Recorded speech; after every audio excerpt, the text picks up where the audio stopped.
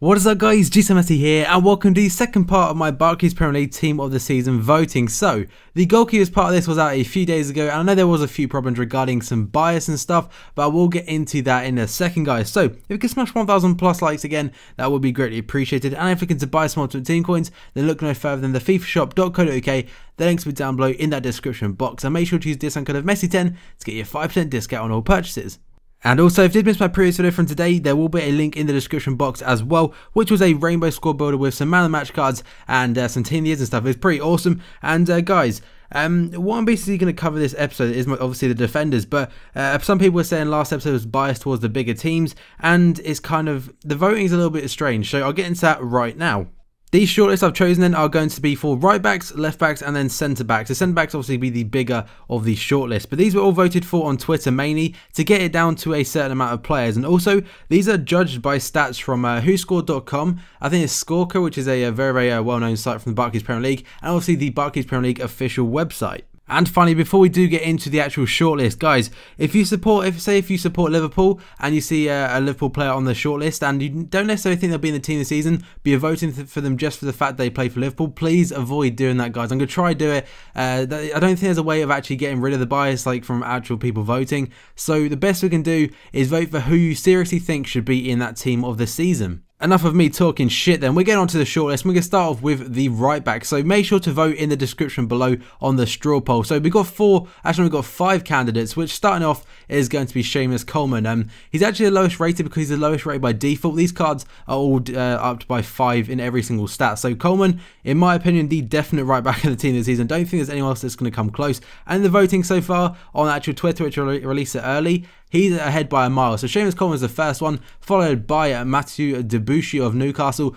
Surprisingly, he was actually voted for a lot because on Who Scored and I think it's Caulker, he's actually one of the highest rated right backs, average match rating and stuff. So that's quite a surprise one. And then we have got Bakary Sagna, could get a team of the season most consistent card, being very solid for Arsenal. And then finally, actually second to last, sorry, we've got Branislav Ivanovic. And again, Chelsea had one of the best, if not the best, defensive record this season, and I don't say necessarily he deserve it, but he's been very good on that front. And then we've also got Pablo Zabaleta, another, we've got a Man City player this time, who have also got a very good defensive record this season. But like I said, I think Seamus Coleman will run away with the right back spot. On to the left backs then. We've only got 4 of these because there aren't really that many outstanding left backs this season. Starting things off though with Luke Shaw, who in my opinion doesn't deserve to get into the main team this season. He will probably get in the most consistent as he's still very young, and I think in a couple of years he'll definitely make it into a main one. But I think his card, it says 78, but I think them stats will actually be a 74 rated card, which is pretty insane. And then we have got Cesar Azpilicueta, also known as Dave.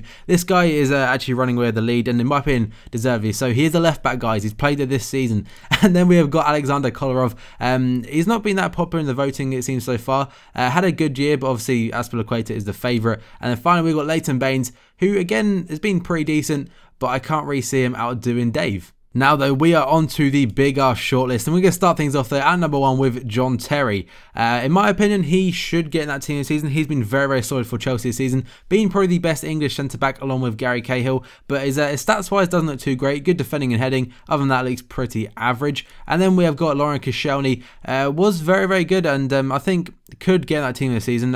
Of course, he has had his injury problems, which could leave him in a bit of doubt, but if he does get a blue card, holy shit, we're in for a treat with them stats. And then we've got Vincent Kompany. Again, City have had one of the best defences this season, and I wouldn't be surprised if he actually got a blue card, probably on the bench or something. But again, he is quite a popular figure to vote for, it seems. And then we've got Curtis Davis, one of the, I think he's the lowest rated. And again, like Luke Shaw, I think this would be actually a silver card. It would be a very nice card overall. And he has actually held hold, pretty much stay in the Premier League this season, it seems. And definitely in for a shout. And then we have got Sylvain Distin, an incredible centre-back this year. Everton have been such a force. And Distin, probably not getting the recognition he deserves, but he should be on that shortlist. And then we've got Stephen Caulker. This one I was a bit confused about because I didn't put Marshall on the goalkeepers list because Cardiff are in a relegation scrap, and team this season tends to be based on success rather than getting relegated, and individuals tend not to get outlined with smaller clubs. So Caulker, he's getting a lot of recognition in the voting so far, so potentially could make it onto the bench. And then we have got Gary Cahill, again, another player that could get on the team this season most consistent. Been absolutely awesome with John Terry this year.